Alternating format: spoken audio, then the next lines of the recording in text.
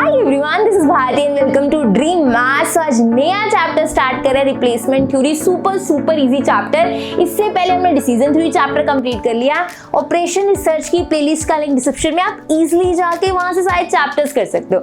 आज का topic replacement theory. इसमें क्या है, जब हम डिसीजन थ्योरी कर रहे थे तब तो वहां डिसीजन लेते थे कि कौन सा बेस्ट डिसीजन है, राइट। अब रिप्लेसमेंट थ्योरी में क्या करेंगे, रिप्लेसमेंट थ्योरी में हम रिप्लेस कर रहे होंगे चीजें, हम चेंज कर रहे होंगे चीजें। ये रिप्लेस क्या है, चेंज क्या है, अभी समझते हैं।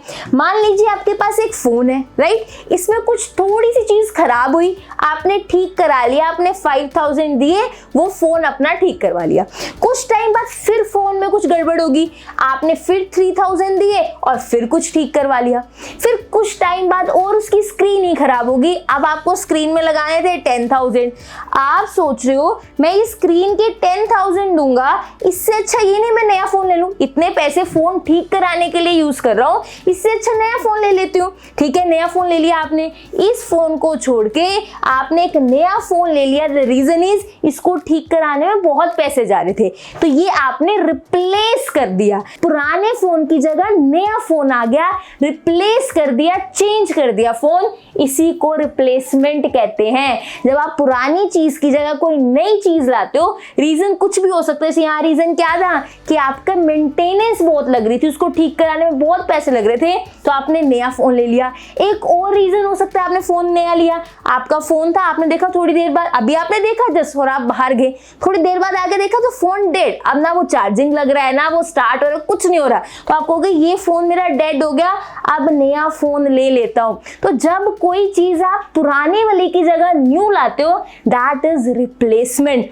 आप ध्यान से समझो, रीजन कुछ भी हो सकता है कि उसमें मेंटेनेंस ज्यादा लग रही है या फोन डेड हो गया, आपको नया लाना पड़ रहा है, पर आपको फोन चेंज करना पड़ रहा है। तो आप कोई पुरानी चीज मतलब जो पहले से यूज करो उसकी जगह कोई और चीज लाते हो, दैट इज कॉल्ड रिप्लेसमेंट। ये तो फोन का एग्जांपल था। हम रिप्लेसमेंट थ्योरी में क्या करेंगे, कंपनीज में मशीन्स होती है, उस मशीन्स पे मेंटेनेंस पड़ती है। जैसे इस बार मेंटेनेंस के हमें 50,000 देने पड़े, इस बार मान लो 5 लाख की मशीन थी, ठीक है, इस बार मेंटेनेंस में 50,000 लगे, अगली बार मेंटेनेंस में 60,000 लगे। विद टाइम जैसे जैसे मशीन पुरानी होती जाती है, मेंटेनेंस बढ़ती जाती है, क्योंकि कुछ ना कुछ उसमें खराब होता रहता है।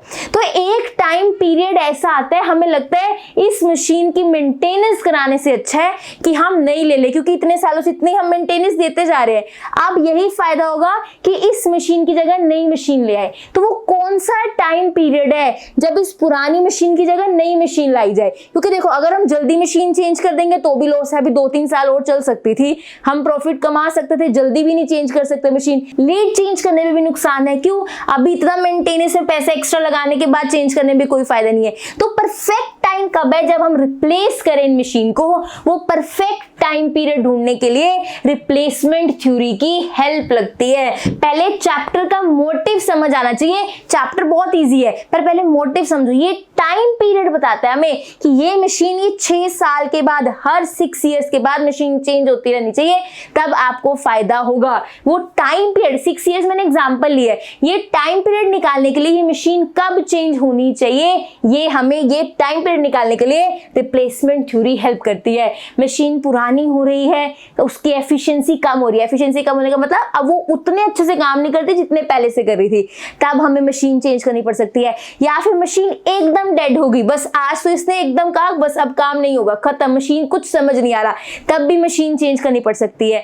तो कुछ भी रीजन हो, हम क्वेश्चंस में देखेंगे, इनके लिए time period, exact optimum time period निकालने के लिए, मतलब परफेक्ट बेस्ट टाइम पीरियड ढूंढने के लिए कि अब मशीन चेंज करनी चाहिए, हमें रिप्लेसमेंट थ्योरी की हेल्प लगती है। क्लियर है ये चीज, पक्का। अब देखते हैं आगे, इसमें हमें 2 से 3 स्लाइड्स थ्योरी की पढ़नी है बस, और फिर हम कर रहे होंगे आज क्वेश्चंस। बहुत अच्छे से चीजें क्लियर हो रही होंगी। पहले थ्योरी अच्छे से समझ लो, फिर नोटबुक पेन पेंसिल आना, साथ साथ क्वेश्चंस करेंगे, ठीक है। सबसे पहले इंट्रोडक्शन की रिप्लेसमेंट थ्योरी चैप्टर कहां से आया, जो अभी मैंने आपके साथ सारी चीजें डिस्कस की वही यहाँ लिखी है, फटाफट से रीड कर लेते हैं।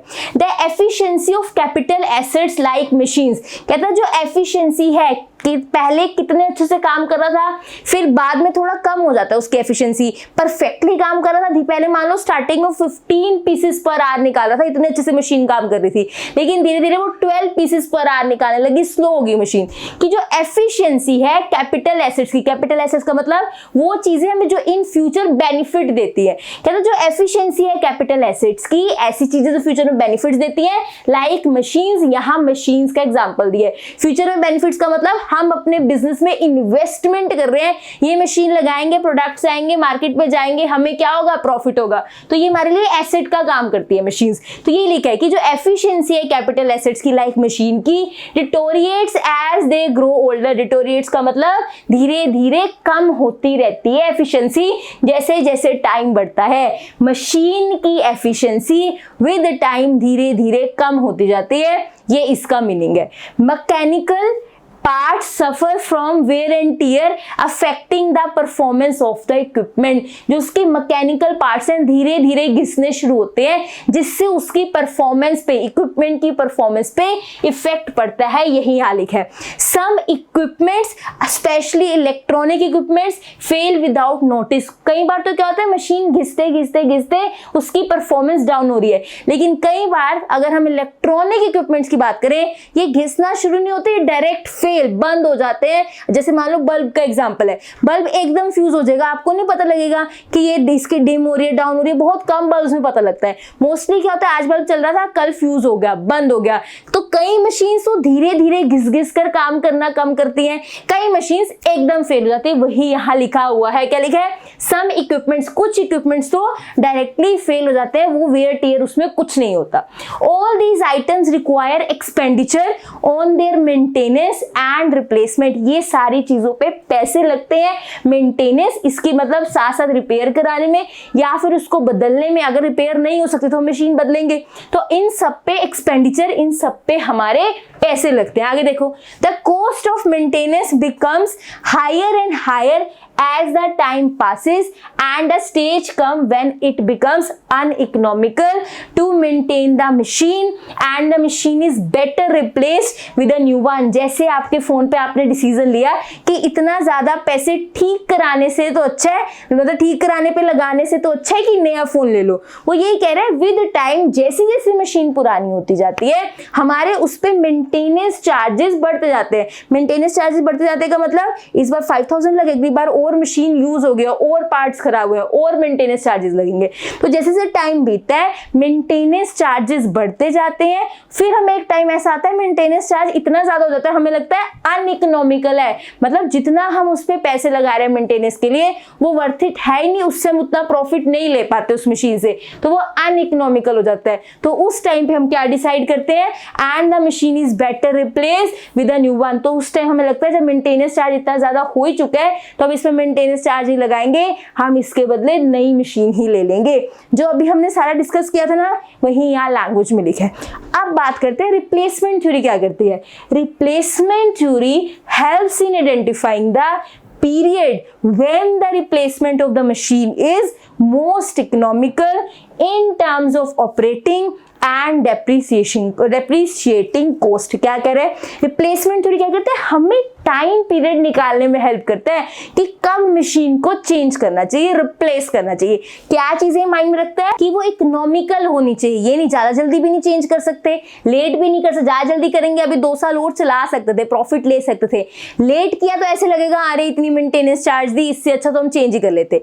तो ये मोस्ट इकोनॉमिकल वे में बताता है कि कब हमें मशीन चेंज करनी चाहिए in terms of operating, maintenance charges को दिमाग में रखते हुए एंड डेप्रिशिएटिंग कॉस्ट को भी माइंड में रखते हुए कि मैंने कितने की मशीन ली थी, अगर अब मैं मार्केट में बेचती हूँ कितने की जाती है, मुझे कितने की मशीन एक्चुअली में पड़ेगी। ये सारी चीजें रिप्लेसमेंट थ्योरी माइंड में रखते हुए ये बताती है कि ये मशीन कब रिप्लेस होनी चाहिए, यही यहाँ लिखा हुआ है। Replacement theory helps in identifying the period when the replacement of machine is most economical. ये आइडेंटिफाई करने में हेल्प करती है।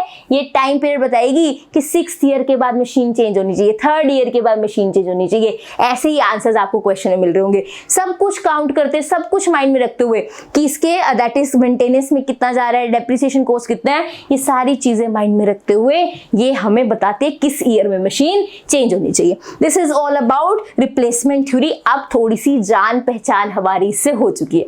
Next is reasons for replacement. Replacement करने क्यों पड़ती है मशीन्स की? बहुत सिंपल रीजन। पहला, मशीन जैसे जैसे पुरानी होते हैं उसके पार्ट्स घिसने शुरू होते हैं, वो इतनी एफिशिएंसी रहती नहीं, जितना हमें उससे काम चाहिए वो उतनी स्पीड से काम कर नहीं पाता, तो हमें लगता है मशीन चेंज कर देनी चाहिए। समझ आ गया? पहला रीजन तो समझ आया ना कि मशीन पुरानी होने लगी। दूसरा रीजन, आपका जो पार्ट है उसका मशीन के कुछ भी वो फेल ही हो गया, एकदम डेड। अब मशीन चल ही नहीं पा रही, ना हम उसको ठीक कर पा रहे हैं, बस मशीन चल नहीं रही, फेल हो गया उसका पार्ट, तो आपको तब भी मशीन चेंज करनी पड़ सकती है। कई बार ऐसा पार्ट होता है कि आप उसको मतलब सर्विस नहीं करवा सकते, कुछ नहीं, मेंटेनेंस नहीं हो सकती, तो एकदम कोई आइटम आपकी डेड होगी, आपको उसको रिप्लेस करना ही पड़ेगा। ये भी एक रीजन है रिप्लेसमेंट का। थर्ड रीजन क्या है? नई टेक्नोलॉजी आ गई। थर्ड रीजन क्या है? कोई मार्केट में नई टेक्नोलॉजी आ गई। अभी आप पुरानी मशीन से 1 घंटे में 15 पीस निकलवा रहे थे, अब जो नई मशीन आ रही है उससे आप 1 घंटे में 30 पीसेस 35 पीसेस निकलवा सकते हो। तो जब टेक्नोलॉजी अपडेट होते है तो कई बार आपको लगता है हम पुरानी मशीनों पे काम कर रहे हैं, हम स्लो चल रहे हैं, तो हमें नई मशीन ले आनी चाहिए। तो कई बार रिप्लेसमेंट इसलिए भी करनी पड़ती है कि मार्केट में नई चीज आ चुकी है, हम पुराने के साथ नहीं रह सकते।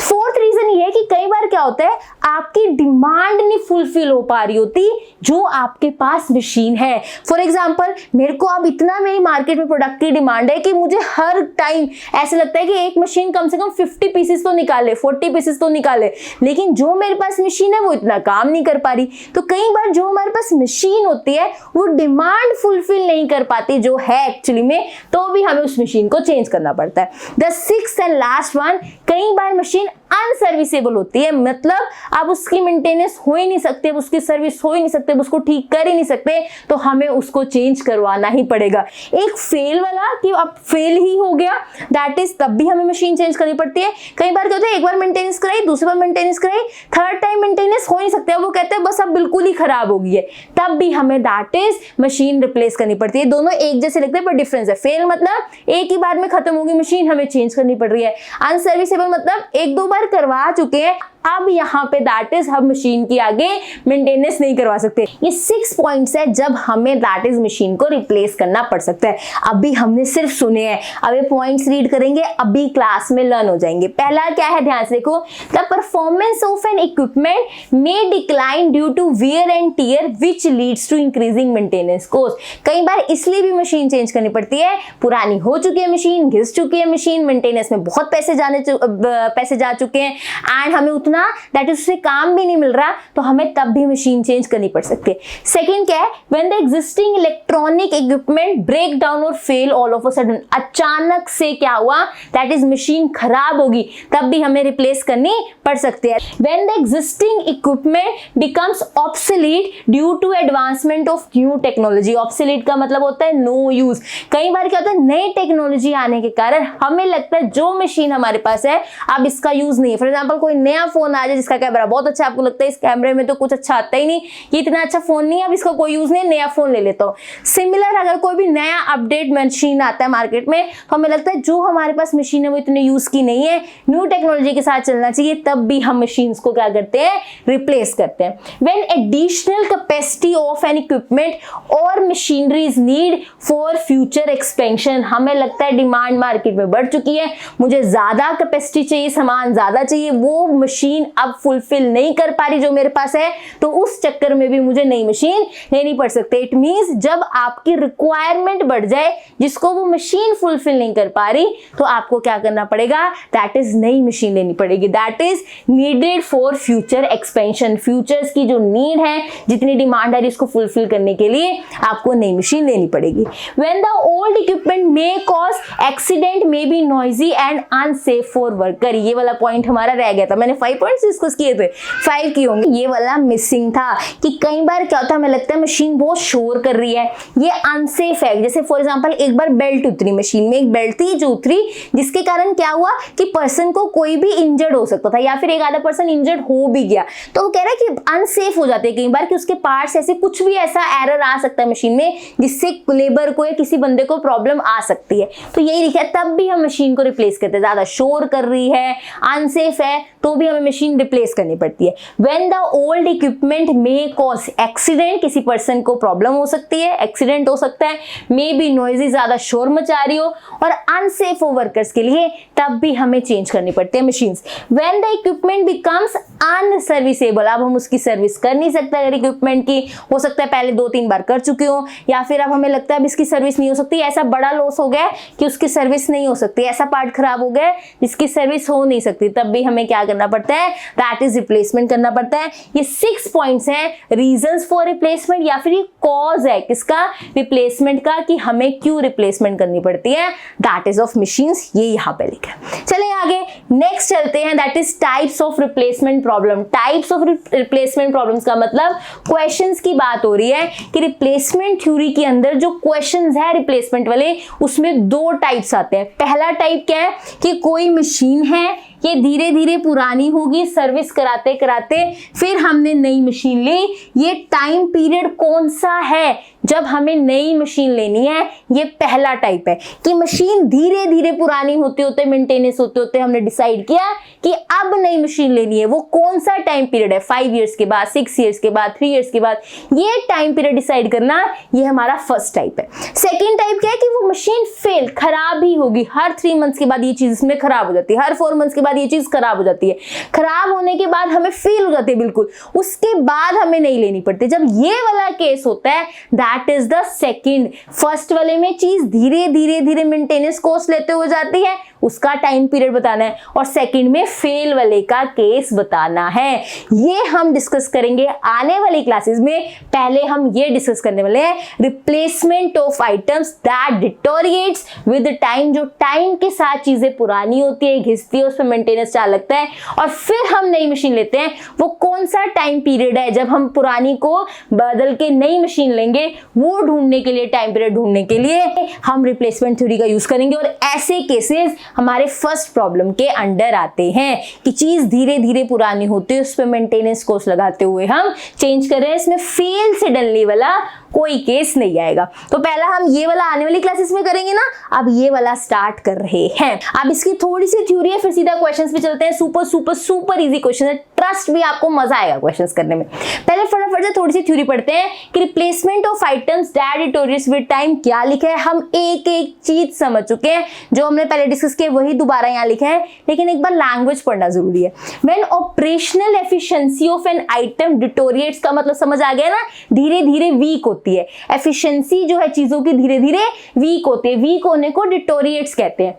With time it is economical to replace with a new one. कहता है जो ऑपरेशनल एफिशिएंसी मतलब काम करने का जो उसका एफिशिएंसी है, अच्छे से काम करने की, दैट इज उसकी जो पावर है वो धीरे धीरे कम होने लगती है। तो इससे अच्छा उस जो भी आइटम है, मशीन की बात नहीं कर रहे, अभी सिंपल बात कर रहे हैं कि जो भी कोई आपने एक चीज उठाई, उसके काम करने की जो वे है, काम करने का प्रॉपर वे है, वो धीरे धीरे धीरे धीरे कम होता जाता है। तो एक टाइम आता है, यही अच्छी चीज होती है कि वो पुरानी चीज को नई से रिप्लेस कर दिया जाए। यही यहाँ लिखा हुआ है, when operational efficiency of an item deteriorates with time it is economical to replace with the that is new one. For example the maintenance cost of a machine. अब ध्यान से देखो, ये जनरल सी लाइन है, एक कोई भी चीज उठा के कह दो, कहते हैं अगर किसी की एफिशिएंसी कम हो रही है और आपको ज्यादा पैसे लगाने पड़ रहे हैं मेंटेनेंस पे, तो उसको नई से बदल दो। इन जनरल बात हुई है कोई भी आइटम को लेके, लेकिन एग्जांपल किसका ले रहा है, अब वो मशीन्स पे बात कर रहा है। The maintenance cost of a machine increases with time, time के साथ बढ़ती जाती है। And stage is reached when the maintenance cost becomes so large that it increase that it may not be economical to allow machine to continue in the system. एक मिनट, cost becomes so large that it, एक मिनट, ये extra लिखा हुआ है, इसको cut कर देना, ठीक है। अब ध्यान से देखो क्या लिखा है, कहते हैं टाइम के साथ मेंटेनेंस इतनी ज्यादा हो जाती है कि क्या होता है, that it may not be economical, कि वो वर्थ इट नहीं उस पर पैसे लगाने। मशीन के ऊपर अगर हम मेंटेनेंस लगा रहे हैं तो वर्थ इट भी होना चाहिए, हम उससे ज्यादा प्रॉफिट भी निकाल रहे हो, पर एक टाइम आता है इतनी मेंटेनेंस लग जाती है उस पर कि हमें लगता है इस पर पैसे लगाना वर्थ इट ही नहीं, इतना प्रॉफिट हम इससे निकाल ही नहीं पा रहे मशीन से। यही यहाँ लिखा हुआ देखो, maintenance so large that it may not be economical to allow machine to continue the system, हम अपने सिस्टम में वो मशीन रखना ही नहीं चाहते। The necessity of replacing the old one with a new one दस अराइजेस, फिर हमें लगता है अगर ये मशीन रखना नहीं चाहते तो इसकी जगह नई मशीन आनी पड़ेगी। तो जब मेंटेनेंस चार्ज बढ़ता है, पुरानी मशीन रख नहीं सकते, फिर नई मशीन लानी पड़ती है, यहाँ पर रिप्लेसमेंट आती है। The problem of replacement in this case is to find the optimum replacement period. कहते हैं यहाँ पे प्रॉब्लम क्या आती है, ये लिखा है, the problem of replacement in this case, इस केस में रिप्लेसमेंट में प्रॉब्लम क्या आती है कि बेस्ट टाइम कौन सा है जब हमें मशीन रिप्लेस करनी चाहिए। इस केस टू फाइंड द, क्या फाइंड करें, ऑप्टिमम प्लेसमेंट पीरियड, मतलब बेस्ट रिप्लेसमेंट पीरियड बताओ कितने साल बाद मशीन चेंज करनी चाहिए, eight which the old machine should be replaced by the new machine. तो ये सारी सिचुएशन में कि टाइम के साथ मशीन पुरानी हो रही है, अब इसमें मेंटेनेंस लग रहा है, अब मेंटेनेंस ज्यादा लगने लग गया है, नई मशीन लानी पड़ेगी। तो रिप्लेसमेंट में क्वेश्चन क्या आता है, वो टाइम पीरियड ढूंढना कि जिसमें हम ये मशीन पुरानी वाली हटा के नई वाली ला पाए। अभी तक ना हम वही सारी चीजें रिपीट कर रहे हैं, मेंटेनेंस पे पैसा ज्यादा लगने लग जाता है, मशीन चेंज करनी पड़ती है, बट अब कैलकुलेशंस करके हम एक्चुअली में बताएंगे कि ये मशीन 5th ईयर में चेंज होनी चाहिए, ये मशीन 3rd ईयर में चेंज होनी चाहिए। क्लियर है ये चीज। अब बारी है क्वेश्चंस की, super easy super simple, notebook pen pencil लो, फटाफट से क्वेश्चंस करते हैं। क्या लिखा है, our firm is considering replacement of a machine, एक फर्म सोच रही है कि मशीन चेंज करनी चाहिए, ठीक है, हुज कॉस्ट प्राइस इज 12,200, वो मशीन का कॉस्ट प्राइस कितना है 12,200 है, and the scrap value is ₹200, उसकी स्क्रैप वैल्यू 200 है, मतलब अगर मैं मार्केट में जाके वो मशीन दूं तो मुझे 200 रुपीज ही मिलेंगे उस मशीन के। मैंने खरीद ली 12,200 में, मैंने यूज कर ली, मेरे पास है, अगर अब मैं मार्केट में उसे बेचने जाती हूँ मुझे सिर्फ 200 मिलेंगे। स्क्रैप वैल्यू कहो या सैल्वेज वैल्यू कहो, एक ही बात है, स्क्रैप वैल्यू सैल्वेज वैल्यू एक ही चीज होती है। The running cost in rupees are found from experience, running cost बोलो उसके चलाने के लिए कॉस्ट, मशीन को चलाने के लिए कॉस्ट, या फिर मेंटेनेंस कॉस्ट बोलो, एक ही बात होती है, running cost and maintenance cost is the same thing. कहते हैं running cost maintenance cost rupees में दी गई है, ये हम अपने एक्सपीरियंस से बता रहे हैं कि फर्स्ट ईयर में 200 दिए, सेकंड ईयर में हमने उसे मशीन पे मेंटेनेंस पे 500 दिए, थर्ड ईयर में हमने 800 दिए, फोर्थ ईयर में हमने 1200 दिए, ये हमने एक्सपीरियंस से आपको ईयर वाइज मेंटेनेंस बता दी उसकी। विच when should the machine be replaced, कब मशीन रिप्लेस करनी चाहिए, हम सोच रहे हैं मशीन रिप्लेस करनी है, पर कब मशीन रिप्लेस करनी चाहिए हमें आप बताओ। हम रिप्लेसमेंट थ्योरी का यूज करके एग्जैक्ट टाइम पीरियड बताएंगे कि कब मशीन रिप्लेस होनी चाहिए। अभी टेबल बनाएंगे, बहुत सिंपल है, पहले एक दो चीजें ध्यान से, जो कॉस्टिंग होती है मशीन की उसको हम सी से लिखते हैं, तो यहाँ पे कॉस्ट कितनी है 12,200, तो यहाँ पे लिखेंगे C is equal to 12,200, that is capital, ये हमारा कैपिटल है 12,200 जितने की हम मशीन परचेज करते हैं। और सैल्वेज वैल्यू हो या फिर स्क्रैप वैल्यू उसको ऐसे डिनोट करते हैं, वो कितनी थी 200, तो ये क्वेश्चन से आपने पहले ही नोट कर लेना है, दैट इज कैपिटल। अगर स्क्रैप वैल्यू दी हुई है तो S is equal to 200, salvage value बोलो या स्क्रैप वैल्यू बोलो। अब सिंपल से फटाफट से टेबल बनाते हैं। इस क्वेश्चन को आपने बहुत अच्छे से समझना है, अगर ये क्वेश्चन अच्छे से समझ लिया, आपने टोटल 3 क्वेश्चंस करने हैं, ये फर्स्ट क्वेश्चन है, अगर ये क्वेश्चन अच्छे से समझ लिया अगले 2 क्वेश्चंस भी अच्छे से समझ आएंगे, और जो होमवर्क क्वेश्चन मिलने वाला है वो आप कहोगे तो बहुत सिंपल है। इस क्वेश्चन को ध्यान से समझना, इसमें हर एक पॉइंट डिस्कस होगा, आने वाले क्वेश्चन में हम सीधा कैलकुलेशंस कर रहे होंगे, इस क्वेश्चन को ध्यान से समझना। सबसे पहले टेबल में हम ईयर नोट करते हैं कि कौन से ईयर की बात हो रही है, तो ईयर नोट कर लेते हैं कि फर्स्ट ईयर की, सेकंड 8th ईयर तक बात हो रही है, that is 3 4 5, that is 6 7 8, 8th year तक बात हो रही है। ईयर सबसे पहले कॉलम ईयर का बनेगा। उसके बाद नेक्स्ट क्या है, दैट इज यहाँ पे रनिंग कॉस्ट लिखी है, तो हम लिखेंगे यहाँ पे दैट इज रनिंग कॉस्ट। क्या लिखेंगे, रनिंग कॉस्ट भी हो सकता है, मेंटेनेंस कॉस्ट भी हो सकता है। एक चीज और, कई बुक्स में RT या फिर MOT भी दिया होता है। इसका मतलब मैं रनिंग कॉस्ट फर्स्ट ईयर की लिख रही हूँ, सेकंड ईयर की लिख रही हूँ, थर्ड ईयर की लिख रही हूँ, टाइम पे डिपेंड है ना, फर्स्ट ईयर की, सेकंड ईयर की, थर्ड ईयर की। तो कई बुक्स में RT MOT भी लिख देते हैं, बट ये जरूरी नहीं है। आप simple just that is maintenance cost या फिर रनिंग कॉस्ट भी लिख सकते हो। ये जरूरी नहीं है RT MOT लिखो, सिंपल ये भी लिख सकते हो। आगे चलते हैं। फर्स्ट ईयर में कितनी थी? 200। टेबल वाला ही नोट करना है। 200, 500 दैट इज 800, 1200 जल्दी से बताओ, 1800। नोटबुक पेन पेंसिल लेके बैठो, साथ साथ क्वेश्चन करेंगे, माइंड में चीजें बैठने वाली हैं। 1800, 2500 that is 3200 and last is 4000। Last क्या है? That is 4000। हमने सारा मेंटेनेंस रनिंग कॉस्ट लिख लिया। नेक्स्ट स्टेप माइंड में रखो, that is cumulative running cost. क्या लिखेंगे? Cumulative running cost. पहले सीखेंगे ये निकालते कैसे हैं, फिर जानेंगे कि क्यों निकालना है, जरूरत क्यों है, पहले निकालना सीखते हैं। ये बहुत सिंपल, जैसे हम क्यूमुलेटिव फ्रीक्वेंसी निकालते हैं ना स्टैट्स में, ऐसे क्यूमुलेटिव रनिंग कॉस्ट। बहुत सिंपल। पहले वाला सेम नोट करो, कर दिया। नेक्स्ट वाला इसमें ये ऐड करो, 500 प्लस 200 700। अब नेक्स्ट लिखना है, इसमें पीछे वाले से ऐड करो, देखो ध्यान से, ये नेक्स्ट लिखना है ना, इसके ऐसे आ जाओ, कितना? 800 प्लस 700, 8 प्लस 7 1500। अगर आपको नेक्स्ट लिखना है, ध्यान से, पहले वाला हमने क्या किया, दैट इज सेम नोट किया। फिर अगला कब नोट करना है? ये 500 प्लस 200 700। अगला क्या नोट करना है? 700 प्लस 800 1500। अगला क्या नोट करना है? 15 प्लस 12 दैट विल बी कितना हो जाएगा? 2700। ऐसे आप क्या निकालोगे? That is cumulative running cost. अब देखो अगला चाहिए 1800 प्लस, उसके देखो यहाँ पे ये 200 सेम, इससे पीछे ऐसे आना है। 200 plus 500 that is 700, 700 plus 800 that is 1500। अब 2700 प्लस 1800 दैट विल बी कितना हो जाएगा? 47 माइनस 2 दैट विल बी 4500। अब नेक्स्ट जाना है, ध्यान से देखो, मैं इसके ना लाइनिंग्स बना देती हूँ ताकि आपको सामने सामने चीजें दिखे। रुको, अब देखो लाइनिंग से समझ आएगा। अब मुझे नेक्स्ट चाहिए, इसको इसके यहां से ऐड करो, 4500 प्लस 2500 दैट विल बी कितना हो जाएगा? 45 plus 25 is that will B 7000। तो हम यहाँ लिख देंगे 7000। अब मुझे नेक्स्ट क्यूमुलेटिव चाहिए, तो आपके जो ऊपर है उसको ऐसे ऐड करो, 7000 प्लस 3200 दैट विल बी 10200। ये इसमें ऐड करो, 10000 प्लस 4000 दैट विल बी 14200। ऐसे क्यूमुलेटिव निकलती है। सामने फर्स्ट से, फिर अगला चाहिए तो इसको इससे ऐड करो, नेक्स्ट वाला चाहिए इसको इससे ऐड करो। जो वैल्यू चाहिए उसकी सामने वाले को उससे पहले वाले से ऐड करो। ये वैल्यू चाहिए इसके सामने वाले को इससे पहले वाले से ऐड करो। आपको क्यूमुलेटिव फ्रीक्वेंसी मिल जाएगी, सॉरी क्यूमुलेटिव मेंटेनेंस कॉस्ट मिल जाएगा। इसका फायदा क्या है, क्यों हमने निकाला, ध्यान समझना। अगर सिर्फ रनिंग कॉस्ट की बात कर रहे हैं तो इसका मतलब क्या है कि फर्स्ट ईयर में मैंने 200 दिए, सेकेंड ईयर में मैंने 500 दिए, थर्ड ईयर में मैंने 800 दिए मेंटेनेंस के लिए।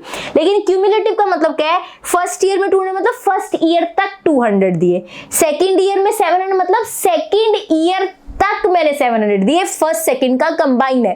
थर्ड ईयर के सामने यहाँ लिखा है 1500 मतलब मैंने थर्ड ईयर तक मेंटेनेंस में कितने पैसे खर्च दिए? 1500। First plus second plus third तीनों का मिला के थर्ड ईयर तक कितने खर्च दिए? That is 1500। तो ये सिर्फ पर्टिकुलर ईयर है कि थर्ड ईयर में 800 खर्चे, फोर्थ ईयर में 1200, लेकिन थर्ड ईयर तक दैट इज क्यूमुलेटिव कि मैंने थर्ड ईयर तक 1500 खर्चे। ये हमें जरूरत होती है cumulative that is maintenance cost की आगे कैलकुलेशन करने में। पहले ईयर लिखा, रनिंग कॉस्ट लिखी, that is cumulative running cost. अब next is that is depreciation cost. क्या लिखेंगे? Depreciation cost. ये क्या होता है? This is C-S।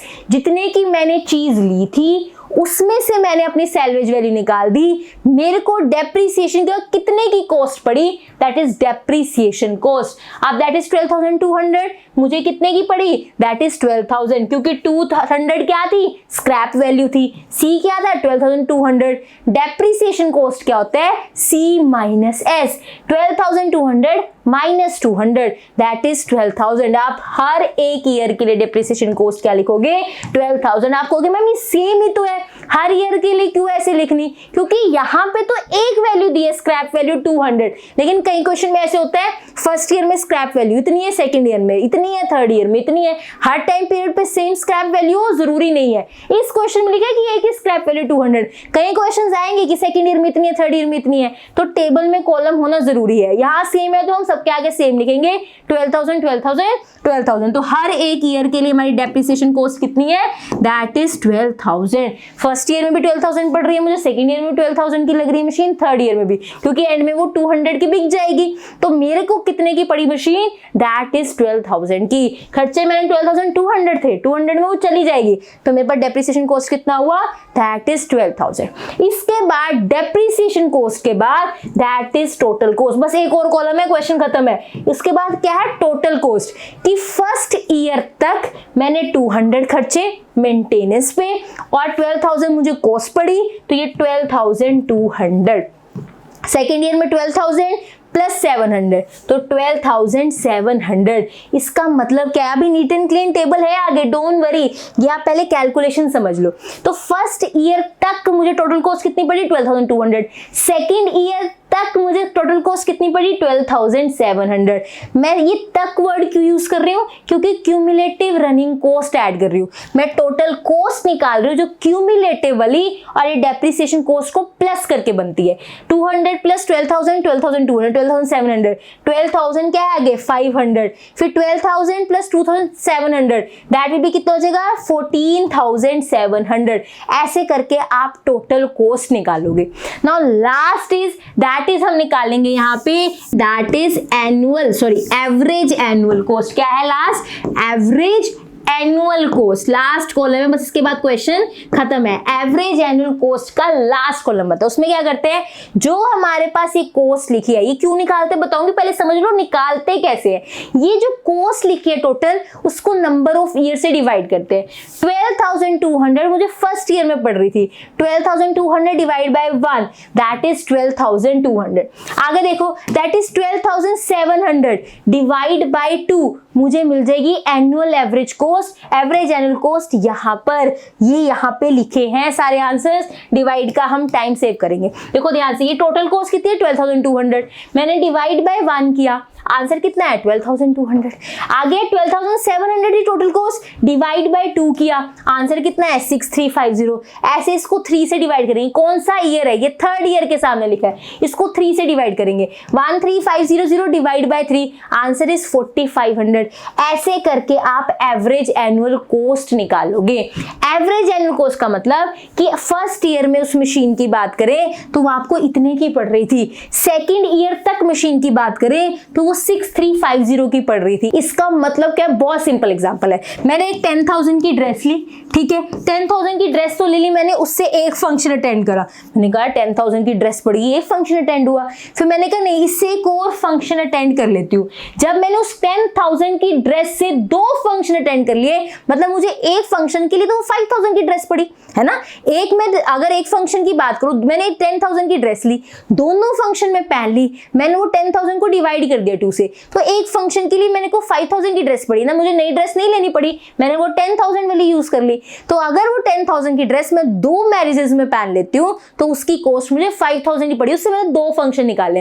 ऐसे ही अगर मैं 3 उसमें फंक्शंस में पहन लेती हूँ, 4 फंक्शंस में पहन लेती हूँ, तो वो कॉस्ट कम होती जाएगी। अगर मैंने 4 फंक्शंस में 10,000 की ड्रेस पहन ली, 10,000 डिवाइड बाय 4, वो ड्रेस मेरे लिए 2,500 पर फंक्शन पड़ी, बस हर फंक्शन के लिए बस मैंने 2,500 खर्चे।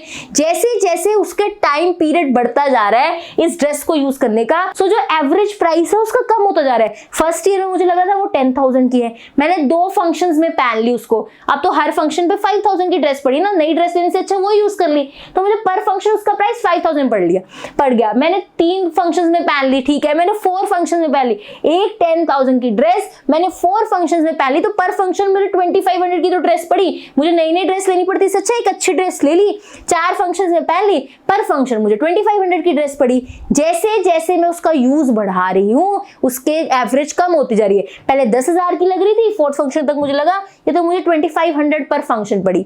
ऐसे ही यहाँ पे जैसे जैसे टाइम बढ़ता जाता है मशीन का जो दैट इज एवरेज चार्जेस है वो कम होता जाता है। पहले साल दैट इज 12,200 थी, सेकेंड ईयर में 6350 क्या हुई, उसने कहा सेकेंड ईयर तक हमने क्यूमुलेटिव यूज किया ना टोटल कॉस्ट के अंदर, वो कह रहा है सेकेंड ईयर तक ये आपका एवरेज चार्ज हो गया।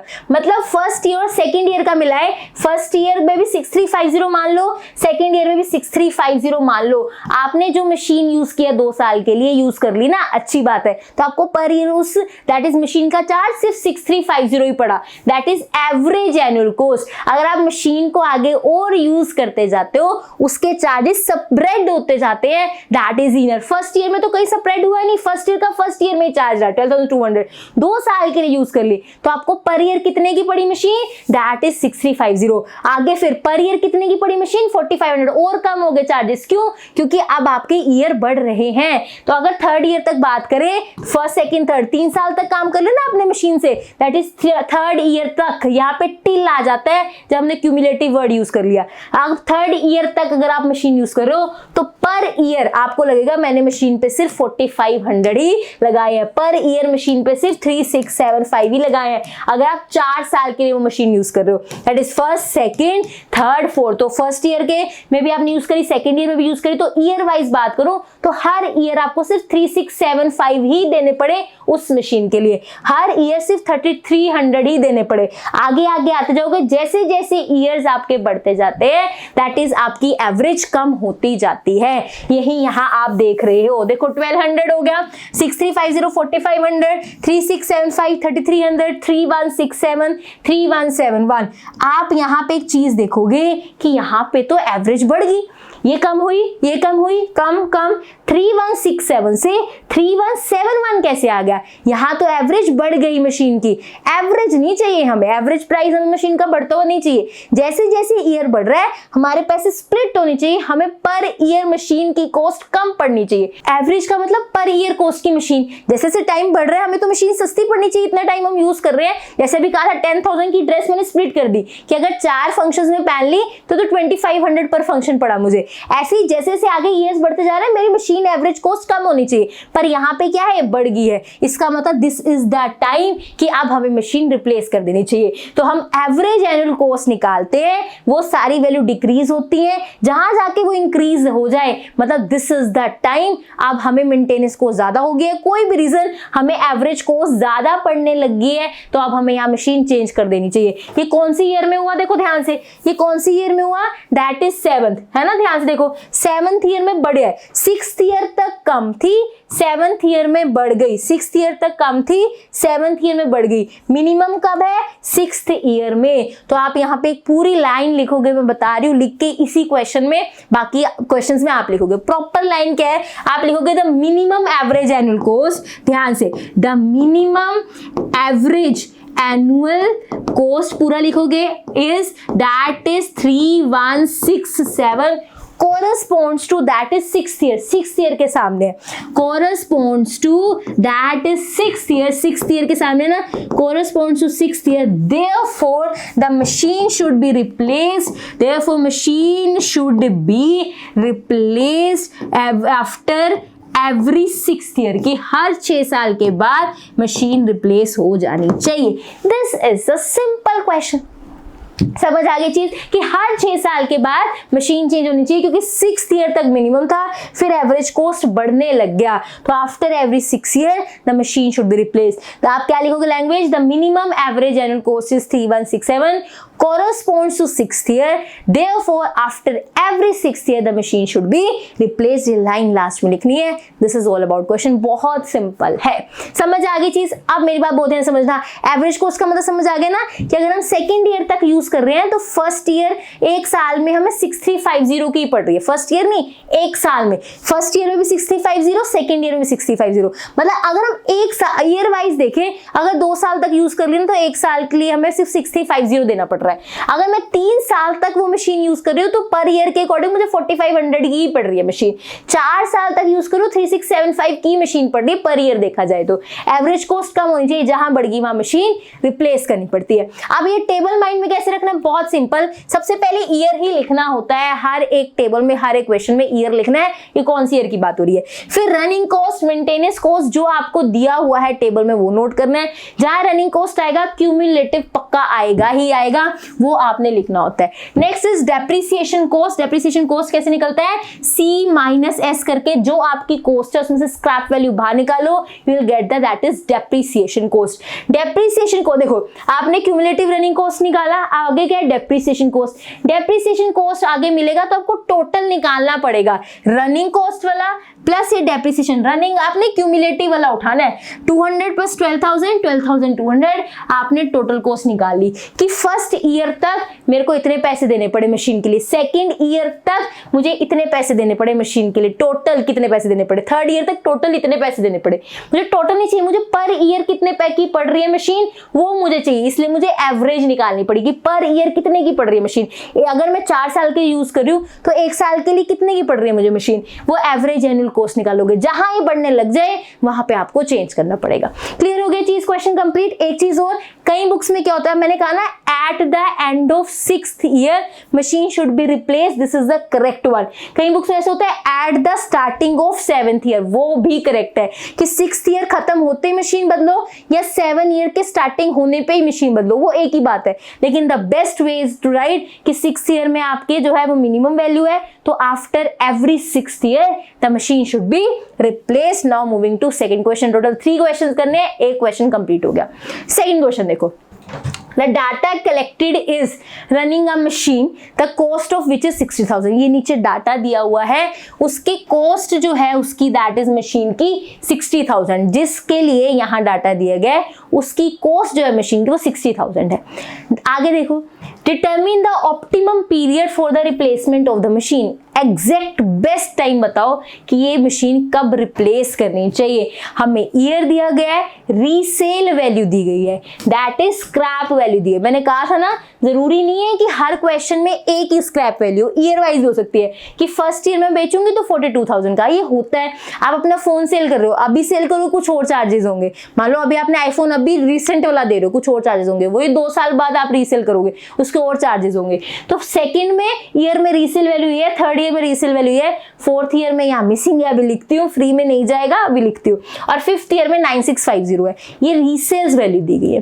कॉस्ट ऑफ स्पेयर्स दिया गया है, कॉस्ट ऑफ लेबर दिया गया है। कई बार तो वो डायरेक्ट दे देता है, that is this is the maintenance cost, कि ये मेंटेनेंस कॉस्ट है या फिर रनिंग कॉस्ट है, लेकिन कई बार अलग अलग होती है। रनिंग कॉस्ट होता क्या है, जो मशीन को चलाने में, मशीन के से काम लेने में यूज होती है। समझ आ रही चीज, चाहे वो लेबर की कॉस्ट हो वो भी रनिंग कॉस्ट में आएगा, बिना लेबर की मशीन चल ही नहीं सकती। तो जो भी कॉस्ट मशीन को चलाने में आती है वो रनिंग कॉस्ट, मेंटेनेंस कॉस्ट में आता है। लेबर अच्छे से नहीं चलाएगी मशीन खराब हो जाएगी, लेबर नहीं होगा मशीन कैसे चलेगी। तो लेबर हो गया, स्पेयर्स के पैसे हो गए, कोई लॉस हो जाता है मशीन से, मतलब कोई चीज खराब हो जाती है, फिर हमें वो मशीन के पार्ट्स बदलवाने पड़ते हैं, पर्सन एक्स्ट्रा लगाने पड़ते हैं, ये सारी जितनी भी एक्स्ट्रा चीजें हैं जो मशीन से रिलेटेड हैं वो मेंटेनेंस कॉस्ट या फिर हम उसको रनिंग कॉस्ट भी कहते हैं, उसमें काउंट होती है। तो यहाँ पे डायरेक्टली रनिंग कॉस्ट नहीं दी हुई, हम यहाँ पे 4,000 प्लस 14,000 18,000 ये हमारी रनिंग कॉस्ट होगी। कैसे काम करना है टेबल में भी बताऊंगी, एक आपको चीज बता रही हूँ टेबल से कि यहाँ पे जो चीज दी उससे काम कैसे लेंगे। तो cost of space plus cost of labour, हमें ये मिल के रनिंग कॉस्ट देंगे। तो रनिंग कॉस्ट का अलग से रो नहीं बनाया गया, हमें अलग अलग दिया हुआ स्पेयर्स और लेबर, इससे हम रनिंग कॉस्ट निकाल रहे होंगे। तो ये सारा हमारे पास डाटा है, इससे हमने ऑप्टिमम टाइम पीरियड बताना है कि कब हमारा दैट इज मशीन रिप्लेस होनी चाहिए। फटाफट से स्टार्ट करते हैं। सबसे पहले ना यहाँ मैं वैल्यू लिख लेती हूँ, 4th ईयर में रीसेल वैल्यू क्या है, एक सेकेंड। 4th ईयर ये रहा, रीसेल वैल्यू 14,400, तो यहाँ लिख लेते हैं 14,400। 400। अब स्टार्ट करते हैं फटाफट से क्वेश्चन करना। सबसे पहले क्या नोट करते हैं मुझे बताओ फटाफट से। सबसे पहले क्या करते हैं, ईयर नोट करते हैं, क्योंकि हमें ईयर ही दिया होता है। ईयर इज 1 2 3 4 5, ठीक है। उसके बाद क्या होता है, मेंटेनेंस कॉस्ट होती है, पर यहाँ रनिंग कॉस्ट डायरेक्टली तो नहीं दे रखी, तो जो टेबल्स में वैल्यू दे रखी है वो यूज कर लेते हैं। टेबल में वैल्यूज कौन सी दे रखी है, रीसेल वैल्यू दे रखी है, जो जो टेबल में दिया वो नोट कर लेते हैं, क्योंकि मेंटेनेंस कॉस्ट हमें पता है ईयर के बाद लिखनी होती है, पर इसमें डायरेक्ट दी नहीं हुई, तो जो टेबल वाली वैल्यू से पहले वो लिख लेते हैं। That is cost of spares and cost of that is labour, यहाँ लिख लेते हैं, ठीक है।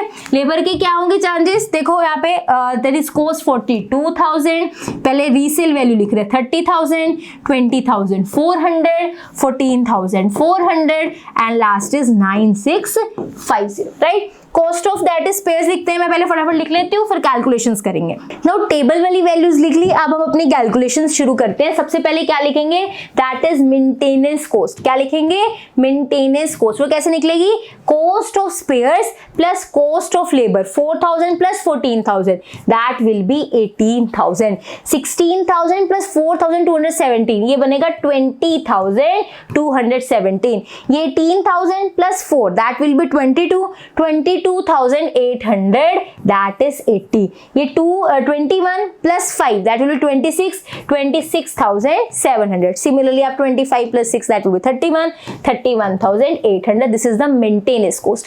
एक बार maintenance cost आ जाए, फिर क्या हम क्या निकालते हैं, that is cumulative maintenance cost. क्या पूरा लिखोगे आप, cumulative maintenance cost. फर्स्ट वाला क्या नोट करते हैं, सेम नोट करते हैं, राइट। फर्स्ट वाला क्या नोट करेंगे, सेम नोट करेंगे। अब नेक्स्ट चाहिए, आप इसको इसमें ऐड करो, 20,000 प्लस 18,000, दैट विल बी कितना हो जाएगा, 38,000। 270 था तो आप ऐसे 270 लिखोगे। नेक्स्ट चलते हैं, 22 प्लस 38, 38 48 58, क्या बनेगा, दैट इज 60,880। ऐसे आप सबकी क्यूमुलेटिव कॉस्ट निकालोगे, मेंटेनेंस कॉस्ट। एक बार क्यूमुलेटिव मेंटेनेंस कॉस्ट निकल जाए, now next step is depreciation cost. क्या निकालते हैं, डेप्रिसिएशन कॉस्ट। ये अभी लर्न करवा दूंगी एक एक स्टेप। सबसे पहले ईयर, फिर हमारा रनिंग कॉस्ट मेन होना चाहिए, जो टेबल में दियो वैल्यूज नोट कर लो। रनिंग कॉस्ट निकलते ही क्यूमुलेटिव रनिंग कॉस्ट, जैसे क्यूमुलेटिव मिले आगे depreciation cost, that is C minus S। इसमें C कितना दिया हुआ है, दैट इज 60,000, और S हमारा अलग अलग है, हर ईयर के हिसाब से अलग है। C माइनस S करना है, C इज 60,000, S हम यहां से उठाते जाएंगे, ये रहा हमारा S। क्या बनेगा, 60,000 माइनस 42,000, दैट विल बी कितना बनेगा, 18,000। नेक्स्ट देखो, नेक्स्ट क्या बनेगा, 60,000 माइनस 30,000, फिर से क्या बनेगा, दैट इज 30,000। ऐसे करके आप सबकी क्या करोगे, डेप्रिसिएशन कॉस्ट निकालोगे। यही यहां सब किया हुआ है। देखो पहले ईयर नोट किया हुआ है, ध्यान से देखना, पहले ईयर, फिर resale value, depreciation cost, spares cost. ये तो इन्होंने पहले डेप्रिसिएशन कॉस्ट निकाल लिया। आप कोई भी कॉलम, जैसे आप डेप्रिसिएशन कॉस्ट बाद में निकालने या पहले निकालने से फर्क नहीं पड़ता, इन्होंने पहले डेप्रिसिएशन कॉस्ट निकाला है, फिर रनिंग कॉस्ट और क्यूमुलेटिव रनिंग कॉस्ट निकाला है। हमने क्या किया था, रनिंग, क्यूमुलेटिव, फिर डेप्रिसिएशन कॉस्ट, कोई फर्क नहीं पड़ता। बस ये ध्यान रखना है, टोटल कॉस्ट से पहले आपने क्यूमुलेटिव भी निकाल लेना है और डेप्रिसिएशन कॉस्ट भी निकालना है, क्योंकि टोटल तभी निकलेगा जब running plus that is depreciation होगा। तो इस टेबल में डेप्रिसिएशन पहले निकला हुआ है, क्यूमुलेटिव रनिंग बाद में निकला हुआ है, कोई प्रॉब्लम नहीं है। आप क्यूमुलेटिव रनिंग के बाद भी डेप्रिसिएशन कॉस्ट निकाल सकते हो, that is C minus S, कभी भी निकाल सकते हो टेबल में टोटल से पहले। अब डेप्रिसिएशन कॉस्ट कैसे निकलेगा, C माइनस एक, C कितना था, 60,000, 60,000 minus 42,000, 18,000, 60 minus 30, 30, 60 minus 20, 39,600, 60 minus this, ये आपकी डेप्रिसिएशन कॉस्ट आ गई। ये हमारे क्या है, क्यूमुलेटिव रनिंग कॉस्ट। आपको पता है cumulative running cost plus depreciation cost मिलके टोटल कॉस्ट बनाते हैं। ये यहाँ पे टोटल कॉस्ट है, 18,000 प्लस 18,000 इज 36,000, 30,000 प्लस 38,270 इज 68,270। ये दूर दूर है, कैलकुलेशन में मिस्टेक हो सकती है, इसीलिए मैं जो ऐड कर रहे होते हैं वो साथ साथ बनाने की कोशिश करती हूँ। ये क्यूमुलेटिव है, क्यूमुलेटिव के साथ ही डेप्रिसिएशन कॉस्ट, फिर आप यहाँ टोटल बनाओगे, आपको दूर दूर जाके नहीं वैल्यूज देखनी पड़ेंगी। 18,000 प्लस 18,000 इज दैट इज 36,000। आप इजीली काम कर पा रहे होगे। ये साथ साथ होने से फायदा है कि जैसे हम दूर दूर ऐड कर रहे हैं, कोई वैल्यू गलत ना उठा ले। ये मेंटेनेंस कॉस्ट निकाली, क्यूमुलेटिव मेंटेनेंस कॉस्ट निकाली, क्यूमुलेटिव के सारे डेप्रिसिएशन कॉस्ट निकाल लो तो आपको प्लस सामने सामने चीजें मिल जाएंगी। किसको करना है? ये छोटी छोटी चीजें आपको गलतियां करने से बचाती है। 18 प्लस 18 36, दैट इज 38 प्लस 30, आगे आप कर रहे होगे दैट इज 68। ऐसे करके आप काम कर रहे होगे। सामने सामने बिल्कुल पास पास वाले कॉलम ऐड करने पड़ेंगे, मिस्टेक के चांसेस कम हो जाएंगे अगर आप डेप्रिसिएशन क्यूमुलेटिव के बाद निकालते हो। तो क्यूमुलेटिव के बाद भी डेप्रिसिएशन निकालोगे, ठीक है, ये भी गड़बड़ नहीं है, बट उसमें आपको ईज रहेगा। आगे देखो, टोटल कॉस्ट निकल गई। टोटल कॉस्ट नहीं, हमें तो एवरेज कॉस्ट चाहिए, पर ईयर कितने की पड़ रही है मशीन। तो हम कैसे टोटल कॉस्ट को नंबर ऑफ ईयर से डिवाइड करते हैं। 36,000 डिवाइड बाय 1, क्योंकि फर्स्ट ईयर का है तो वही 36,000 रहेगा। 68,270 डिवाइड बाय 2, क्योंकि सेकंड ईयर तक की बात हो रही है। अगर आप 2 साल तक मशीन यूज करते हो तो पर ईयर आपको मशीन का जो चार्जेस है वो 34,135 पड़ेगा। ऐसे थर्ड, फोर्थ, फिफ्थ तक का निकाला। अब देखो, अभी कम होने चाहिए। 36 से 34 कम हो रहा है, ठीक है। 34 से 33 583 कम हो रहा है। 33 से 363 कम हो रहा है, कोई बात नहीं। 33 से 34 ये तो फिर से बढ़ गया, मतलब ये यहाँ पे मिनिमम था। हमें एवरेज कॉस्ट में, एवरेज एनुअल कॉस्ट में मिनिमम वैल्यू ढूंढनी होती है। तो ऐसे आते आते ये मिनिमम था, इसके बाद वैल्यू फिर बढ़ गई। मतलब दिस इज द टाइम जब हमें मशीन रिप्लेस करनी चाहिए। The minimum value of average annual cost is 33,363 corresponds to the 4th year, therefore at the end of 4th year the machine should be replaced। बताओ ये चीज clear है? ये question क्यों लाई? क्योंकि आपको पता लगे स्पेयर पार्ट्स और लेबर कॉस्ट, इन सबको ऐड करके ही मेंटेनेंस रनिंग कॉस्ट होती है। स्पेयर कॉस्ट हो गया, लेबर का हो गया, कई बार लॉस के कारण कॉस्ट दिया होता है कि लॉस के कारण ये कॉस्ट हुआ है, कुछ भी लॉस के कारण, दैट इज कि मशीन वर्क करना बंद कर गई, कुछ भी, वो वाला भी मेंटेनेंस कॉस्ट के अंदर ही आता है। तो कुछ भी एक्स्ट्रा चार्जेस जो मशीन से रिलेटेड है वो मेंटेनेंस कॉस्ट के अंदर आते हैं। आपको पता है रीसेल वैल्यू क्या होती है, वहां से आप दैट इज अपनी डेप्रिसिएशन कॉस्ट निकाल लेते हो। कितने की है एक्चुअल मशीन, वो सी होता है, वो आपको क्वेश्चन में दिया ही होता है। फटाफट से एवरेज वैल्यू निकालो और देखो, आपको कैलकुलेटर्स अलाउड होता है, फटाफट से कैलकुलेशंस हो जाती हैं। क्लियर है second question? Now moving to third question, last question आज की क्लास का। इसके बाद एक होमवर्क क्वेश्चन, अगर आप अच्छे से सारी चीजें समझ ली ना आपने, तो होमवर्क क्वेश्चन आपसे इजीली हो जाएगा। Now this is the question. इसमें हर क्वेश्चन में जितने क्वेश्चन आते हैं कुछ ना कुछ डिफरेंट होता है, ताकि हर टाइप के क्वेश्चन से आपकी जान पहचान हो जाए। ये क्या कह रहे हैं? Machine A cost ₹45,000। एक मशीन ए है, उसकी कॉस्ट 45,000 है। And operating cost are, operating का कॉस्ट का मतलब होता है मेंटेनेंस कॉस्ट, रनिंग कॉस्ट। कहते हैं उसकी ऑपरेटिंग कॉस्ट क्या है, ऐसे एस्टिमेट की गई है कि 1,000 फॉर द फर्स्ट ईयर, पहले ईयर में मेंटेनेंस कॉस्ट 1,000 थी, increasing by 10,000 per year, her year 10,000 से उसकी रनिंग कॉस्ट, मेंटेनिंग कॉस्ट बढ़ रही है। In the second and subsequent years, आने वाले सालों में हर साल 10,000 से मेंटेनेंस कॉस्ट बढ़ रही है। मशीन बी कॉस्ट, दो मशीन्स हैं ए एंड बी, ये मुझे CA दिया हुआ, कैपिटल ऑफ मशीन ए, और उसकी मेंटेनेंस की बात की है। सेकेंड मशीन कितने की है? 50,000, मतलब ये मुझे CB दिया हुआ है, cost of that is second, capital of second, है ना। एंड ऑपरेटिंग कॉस्ट आर, उसकी मेंटेनेंस कॉस्ट क्या है? 2,000 for the first year, first year में तो 2,000 रुपीज देने हैं, increasing by ₹4,000 in the second, लेकिन हर साल वो 4,000 से कॉस्ट बढ़ती जा रही है। एंड सब्सिक्वेंट ईयर्स, आने वाले टाइम में भी हर साल 4,000 से मेंटेनेंस कॉस्ट बढ़ती जा रही है। If we have a machine of type A, should we replace it with B? कि मेरे पास टाइप ए की मशीन है, क्या मुझे उसे रिप्लेस करके टाइप बी की मशीन लेनी चाहिए? पहला क्वेश्चन। इफ सो व्हेन, अगर है ऐसा तो मैं टाइप ए को बदल के टाइप बी कब लाऊं, कब रिप्लेस करूं, वो भी चाहिए।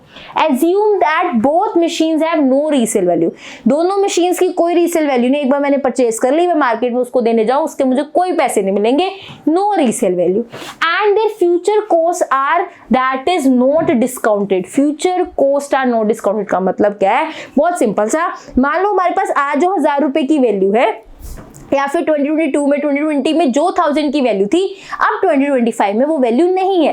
विद टाइम पैसे की वैल्यू कम हो रही है ड्यू टू इन्फ्लेशन रेट, जो भी चीजें। तो कहते हैं ये सारी चीजें हम काउंट नहीं करेंगे जब हम पैसों की बात कर रहे होंगे। हम इन्फ्लेशन रेट के कारण जो वैल्यू कम हो रही है, ज्यादा हो रही है, हम उस चीजों को कंसिडर करेंगे नहीं जब हम पैसों की बात कर रहे होंगे। वैसे तो हम उन चीजों को कभी कंसिडर कर ही नहीं रहे थे पिछले क्वेश्चंस में, बट उन्होंने ये लाइन एक्स्ट्रा ऐड कर दी कि कंफ्यूजन क्रिएट हो, बट ऐसा कुछ नहीं है। जब हम पैसों की बात कर रहे होंगे, इन्फ्लेशन रेट के कारण जो भी वैल्यू पे फर्क पड़ रहा है, दैट इज जो 1000 की वैल्यू पहली थी अब है कि नहीं, नेक्स्ट ईयर होंगी कि नहीं, वो सब ऐसी चीजें हम नहीं कंसीडर कर रहे होंगे। हम सिंपल अपनी कैलकुलेशंस कर रहे होंगे। इसका मतलब ये है कि future cost are not discounted. इसका मतलब सिंपल सा है, दैट इज हम वैल्यू को कंसीडर नहीं कर रहे होंगे। जो भी वैल्यू में चेंज आ रहा है विद टाइम, जो 1000 पहले था अब वो 1000 की वैल्यू अब नहीं होगी, दैट इज आफ्टर 5 ईयर्स। जो हम 1000 में चीजें खरीद पा रहे थे ना, इतना इन्फ्लेशन रेट है वो नहीं खरीद पा रहे, है ना। तो ये सब ना कंसीडर करते हम सिंपल कैलकुलेशन करेंगे। इस लाइन का मतलब ये है। अब इसमें देखो कोई टेबल नहीं दिया हुआ, सिंपल सी यहाँ पे मशीन ए मशीन बी के बारे में और कुछ पैटर्न बता दिया कि मेंटेनेंस कैसे हो रही है। इस क्वेश्चन में ध्यान से चीजें समझना, एक दो चीजें ध्यान से समझने की है, बाकी कैलकुलेशन सेम है। पहले हम किसके लिए बात करेंगे, मशीन ए के लिए। किसके लिए बात करेंगे, फॉर मशीन ए। चलिए बात शुरू करते हैं। ईयर कितने लेने हैं बताओ, कितने ईयर लेने, कहीं लिखा है नहीं। फिर अभी हम क्या कर रहे हैं, फॉर अ सेफर साइड अभी 5 ईयर्स भी, अभी 5 ईयर्स ही ले लेते हैं। जरूरी नहीं है 5 ईयर्स ही लिखने पड़े, 6 भी हो सकते हैं, 7 भी हो सकते हैं। अभी के लिए मैं 5 ले रही हूँ। 6 क्यों हो सकते हैं, 7 क्यों हो सकते हैं, अभी डिस्कस करेंगे। बट अगर मुझे ईयर्स नहीं बताए हुए कि कितने ईयर्स की बात करनी है, कितने ईयर बाद रिप्लेस करना है, कितने ईयर लेके चलो, कितने ईयर बाद रिप्लेस करना है, ये तो मुझे फाइंड आउट करना है। पर ये डाटा के लिए कितने ईयर लेके चलो कुछ नहीं बताया हुआ। तो अभी के लिए मैं 5 लेके चल रही हूँ। 6 कब लेने पड़ सकते हैं, 7 सब डिस्कस करेंगे। अभी के लिए 5 लेके चल रही हूँ, राइट। ईयर के बाद दैट इज मेंटेनेंस कॉस्ट लिखते हैं। मेंटेनेंस कॉस्ट उसने क्या है, फर्स्ट ईयर में 1000 थी, फिर हर ईयर 10,000 से बढ़ रही है। फर्स्ट ईयर में 1000, फिर 10,000 बढ़ी तो 11,000 हो गया ना। 1000 पहले थी, हमने 10,000 और बढ़ा दी, 11,000 हो गया। 11,000 में 10,000 और बढ़ा दिए, 21,000 हो गया। फिर कितना हो गया, 31,000, और फिर कितना हो गया, 41,000। हर पिछले में 10,000 बढ़ाते जाओ। पहले ईयर में 1000 थी, 10,000 बढ़ाए 11 हो गया, 11 में 10,000 बढ़ाए 21 हो गया। This is the maintenance cost. और हमें सी की वैल्यू दी गई है, दैट इज 45,000। वो हम यहाँ लिख लेते हैं। ये जितना भी लिखे हमें क्वेश्चन में गिवन था, हमने सब कुछ पता कर लिया। तो जो क्वेश्चन में गिवन था हमने सब कुछ वहां से निकाल लिया। जैसे ही हमें मेंटेनेंस कॉस्ट पता लगती है, वैसे ही हम क्या निकालते हैं, दैट इज कौन सी, cumulative, that is maintenance cost. Cumulative हम मेंटेनेंस कॉस्ट निकालेंगे। फर्स्ट वाला सेम 1000, अब ऐड करते जाओ, 11,000 plus 1000 that is 12,000, 12,000 plus 21,000 that will be 33,000, 33 plus 31 that will be 33 plus 64,000, 64 plus 41, 5 और 6 और 4 that is 5,000.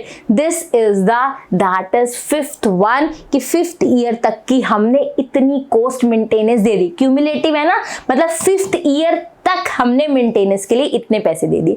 इसके बाद क्या होता है, डेप्रीसिएशन कॉस्ट। क्या होता है, depreciation cost, C minus S।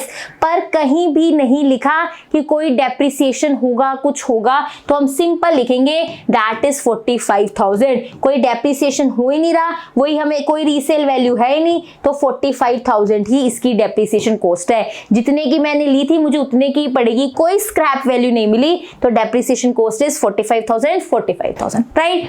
Now next is total cost. यहाँ पे हमारे पास स्क्रैप वैल्यू कोई है नहीं ना, दैट इज 0, तो C माइनस 0, 45,000 माइनस 0, ऐसे भी आप देख सकते हो, तो 45,000 ही रहेगी। फिर उसके बाद क्या निकालते हैं, total cost 1000 plus 45,000 that is 46,000, that is 46,000। Next देखो 45,000 प्लस 12,000 दैट विल बी कितना हो जाएगा, 57,000। ऐसे आप टोटल कॉस्ट निकालोगे।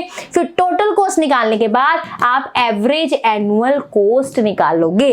ऐसे आपका टेबल क्या हो जाएगा, दैट इज रेडी हो जाएगा। ये आपका ईयर, ऑपरेटिंग कॉस्ट, ये मशीन ए की बात हो रही है क्योंकि क्वेश्चन में ऑपरेटिंग कॉस्ट लिखा था, मेंटेनेंस कॉस्ट नहीं लिखा था।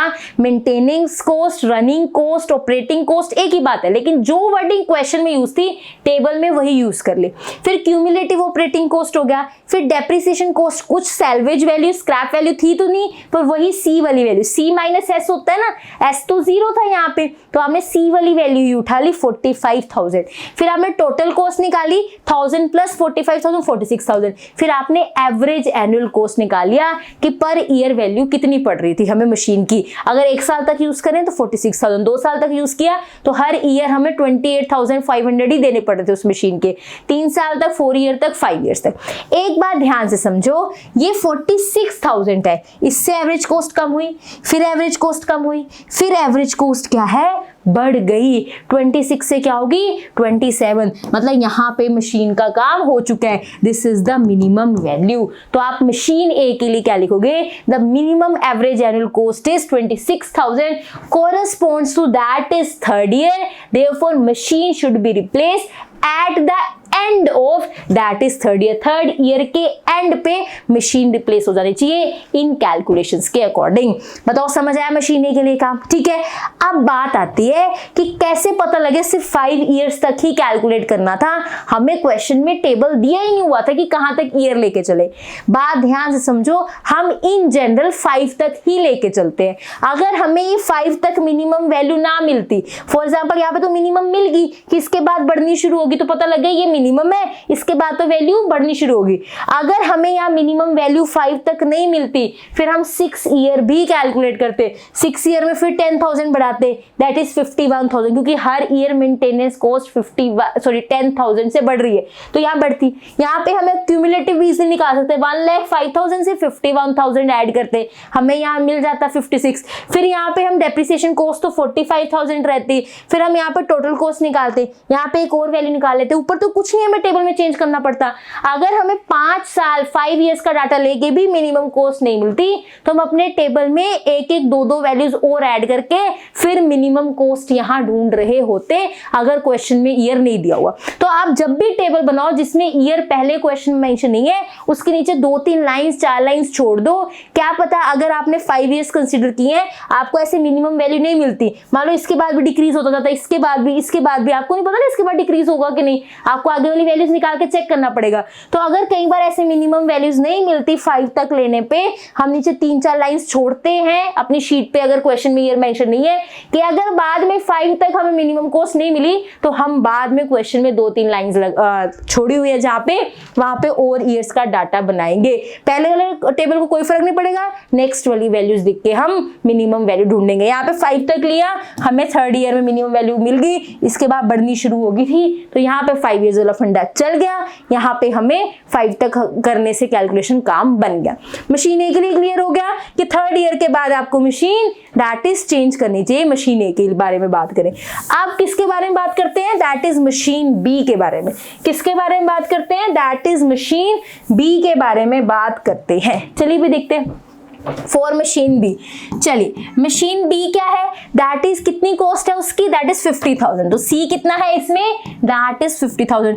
फिर ईयर अभी हमें नहीं पता कहां तक लेना है, तो अभी के लिए मैं 5 इयर्स तक ले रही हूँ। मेंटेनेंस कॉस्ट लिखो, ऑपरेटिंग कॉस्ट लिखो। इसने क्या किया कि फर्स्ट ईयर में दैट इज कितनी थी 2,000 फॉर द फर्स्ट ईयर, और हर साल 4,000 से बढ़ रही है। फर्स्ट ईयर के लिए 2,000, हर साल 4,000, इसमें 4,000 ऐड करो 6,000, इसमें ऐड करो 10,000, इसमें ऐड करो 14,000, इसमें 4,000 ऐड करो 18,000। पहले में 2,000 और हर साल 4,000 से बढ़ रही है, ये हमने लिख दी। जैसे मेंटेनेंस कॉस्ट मिले दैट इज क्यूमुलेटिव निकालनी होती है। 2,000 पहले वाली सेम लिखते हैं, फिर 2,000 प्लस 6,000 8,000, 8,000 प्लस 10,000 18,000, फिर 18 प्लस 14 दैट विल बी कितना हो जाएगा, दैट विल बी 220 32,000। जैसी क्यूमुलेटिव कॉस्ट मिल जाती है, अब आगे क्या काम है, डेप्रिसिएशन कॉस्ट। इसमें तो कुछ भी स्क्रैप वैल्यू नहीं है, तो जितने की मशीन है उतने ही की पड़ेगी, दैट इज 50,000।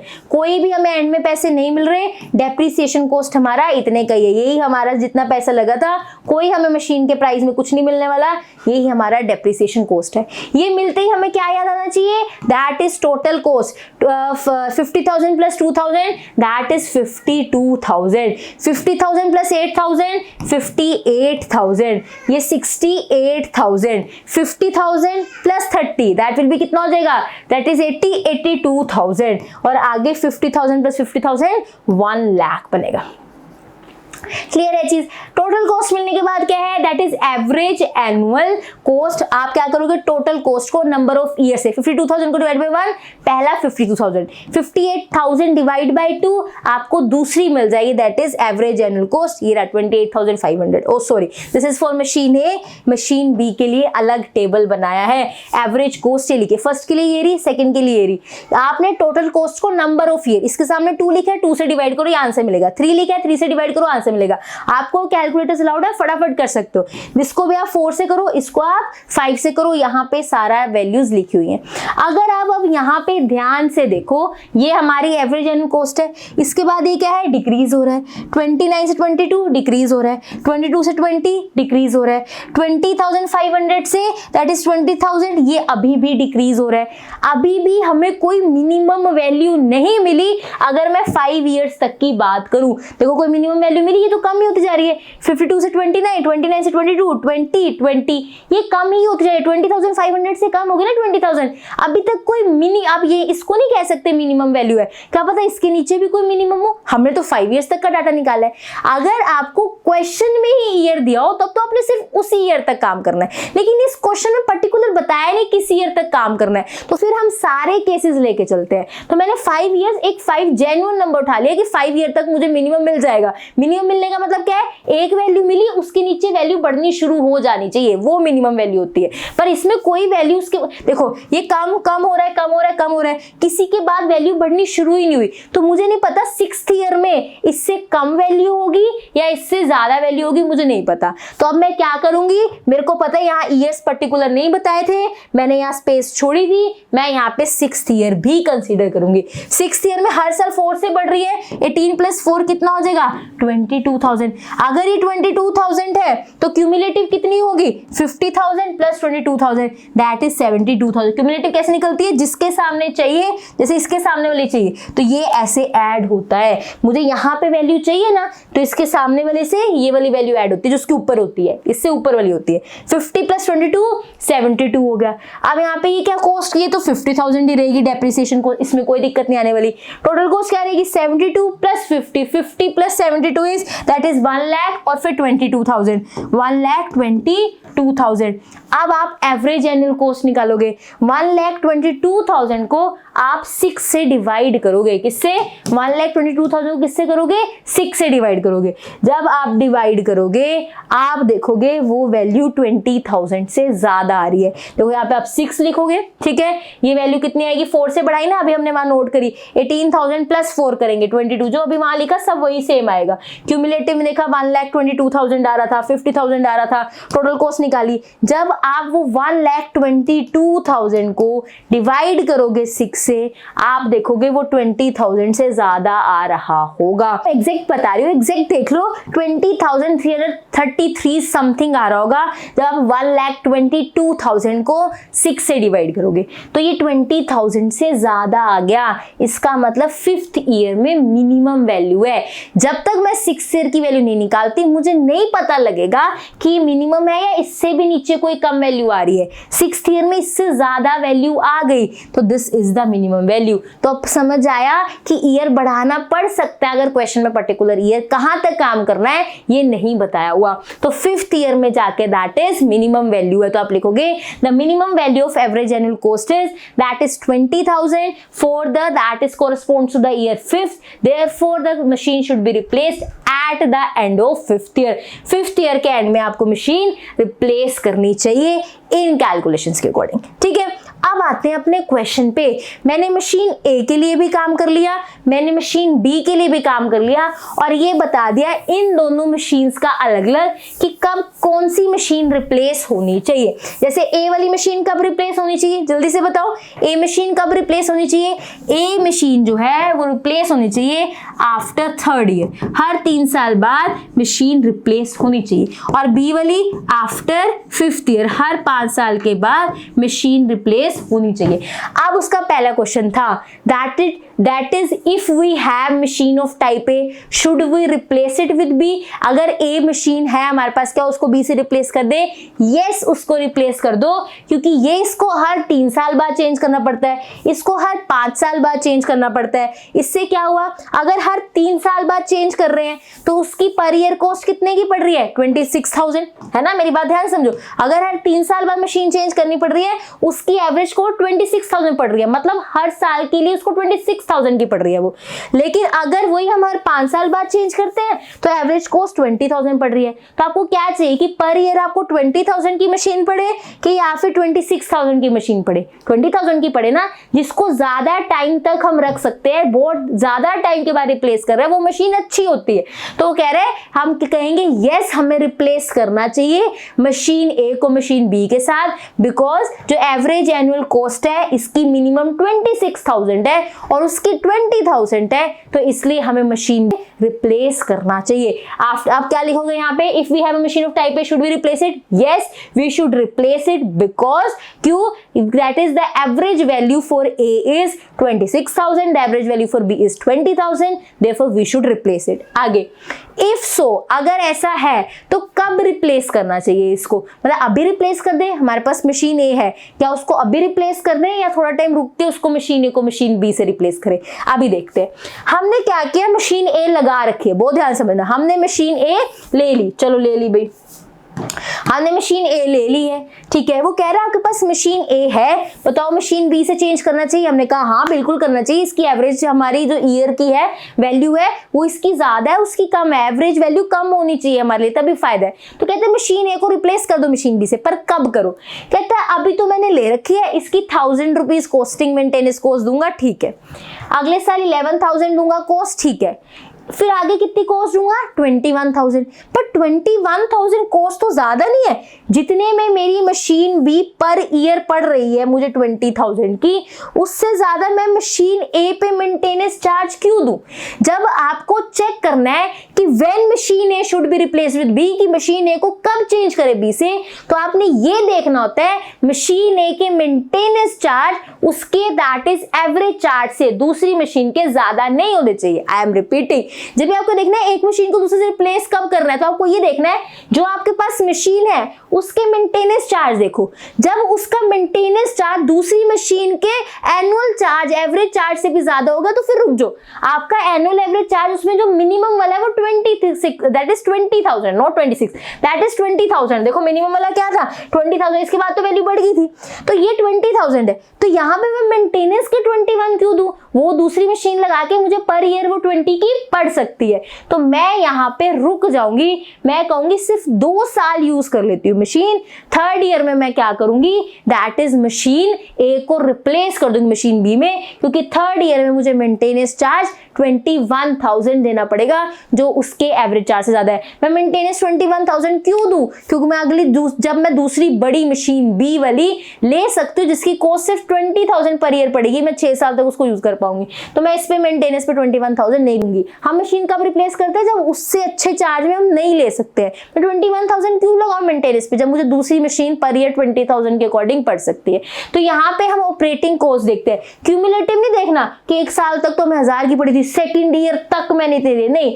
जब हमें 2 मशीन में कंपैरिजन करना पड़ता है कि इसको हटा के मैं दूसरी कब लगाऊं, तो आप ईयर वाइज उसकी मेंटेनेंस कॉस्ट देखते हो। जब उस ईयर में मेंटेनेंस कॉस्ट उसके मिनिमम से दूसरी मशीन बी वाली मशीन के मिनिमम से ज्यादा होने लगे, आपको 21,000 मेंटेनेंस पे लगाने से अच्छा है मैं मशीन बी ले लूं, वो तो 20,000 पड़ेगी मेरे को पर ईयर, तो ये वाली नहीं। तो आप 2 साल ही इस मशीन ए को यूज करोगे, फिर आप कहोगे इसको रिप्लेस कर दो। आपके पास मशीन ए थी, आप बी से रिप्लेस करना चाहते थे, उसने कहा करना चाहते हो, हाँ कब चेंज करोगे? Eight the end of that is 2nd year, 2nd year के एंड में मैं मशीन रिप्लेस कर दूंगा ए को बी से, या फिर कहो eight the starting of 3rd year. ये एक ही बात होता है, at the starting of 3rd year की 3rd ईयर की स्टार्टिंग में मैं मशीन चेंज कर दूंगी। तो दोनों एक ही बात है, at the end of 2nd year machine A को मशीन बी से रिप्लेस कर दो, या फिर at the starting of 3rd year. तो सारे क्वेश्चन हो गए रिप्लेस करना चाहिए, यस। अगर कब? Eight the end of of second year या फिर starting of third year. This is all about this question. Replacement theory में एक टाइप जहां पे विद टाइम चीज जो है दैट इज हम उसकी एफिशिएंसी कम हो रही है, मेंटेनेंस चार्ज बढ़ रहा है, वहां पे टाइम पीरियड कैसे निकालते हैं वो हमने सीख लिया। इसी के अंदर और टॉपिक भी है एक छोटा सा, इसी के अंदर जब हम दैट इज चीज की मेंटेनेंस के चार्जेस बढ़ रहे हैं और कैसे हमें रिप्लेस करना चाहिए। हमारे पास दो टाइप के क्वेश्चन है, पहले समझ लो ध्यान से, तभी आपको आगे चैप्टर समझ आएगा। एक रोड मैप समझ लो हम चैप्टर करने कैसे वाले। ये हमारे पास दो टाइप के है क्वेश्चन है, एक ये वाला एक ये वाला। इसमें भी आगे दो टाइप्स के हमारे पास चीजें हैं। फर्स्ट टाइप हमने डिस्कस कर ली, सेकेंड क्या है वो हम नेक्स्ट क्लास में देखेंगे। तो ये फर्स्ट टाइप के अंदर ही आगे दो टाइप फर्दर है। फर्स्ट टाइप आज हमने कर ली, सेकेंड हम देखेंगे। जब ये टाइप कंप्लीट हो जाएगी फिर हम इस टाइप को अच्छे से डिस्कस करेंगे। अब आपको समझ आया अच्छे से तो फटाफट से होमवर्क क्वेश्चन करो, इससे आपको भी कॉन्फिडेंस आएगा कि हाँ मेरे को दैट इज ये कांसेप्ट समझ आ गया। बहुत सिंपल सा क्वेश्चन है। फर्म इज यूजिंग, फटाफट से स्टेटमेंट पढ़ लेते हैं। Firm is using a machine whose purchase price is 13,000। ये आपको परचेज प्राइस दे, that is C. The installation charges amount to 3600। Installation charges हैं आपके 3600 and machine has a scrap value of only 1600। ये उसकी सैल्वेज वैल्यू है, scrap value. Because the firm has a monopoly of this type of work, the maintenance cost in various areas is given below and should be the machine replace. कब machine replace करनी चाहिए, this is the maintenance cost. इसमें एक चीज नहीं है कि आपको इंस्टॉलेशन चार्जेस दिए गए हैं दैट इज 3600, ये आपके कॉस्ट में ऐड होंगे।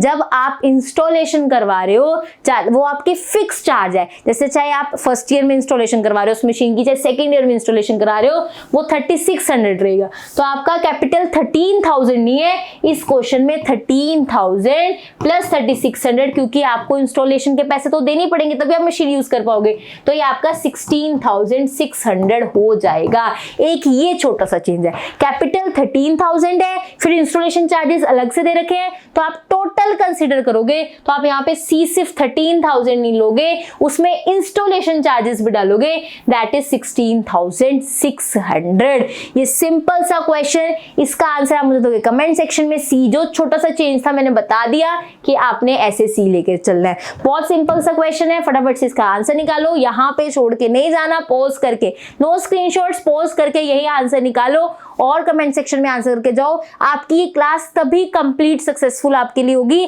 जब आप सब समझ के ये होमवर्क क्वेश्चन करके जाओगे। होमवर्क क्वेश्चन करना बहुत जरूरी है, कंसेप्ट्स माइंड में बैठते हैं। आई होप आपको चीजें अच्छे से क्लियर हुई हैं। This is the first class for the replacement theory. आगे आने वाली क्लासेस भी आपको मिल जाएंगी चैनल पे, उनका अपडेट्स जो है वो टेलीग्राम चैनल पे आएगा कि कब कौन सी क्लास जा रही है। ये पीडीएफ इस चैप्टर की, जब ये चैप्टर कंप्लीट हो जाएगा, कंप्लीट पीडीएफ आपको टेलीग्राम चैनल पे मिल जाएगी। I hope you like this class. If you like this class, do like, share, comment and subscribe to my channel which is Dream Mess. Thank you so much for watching.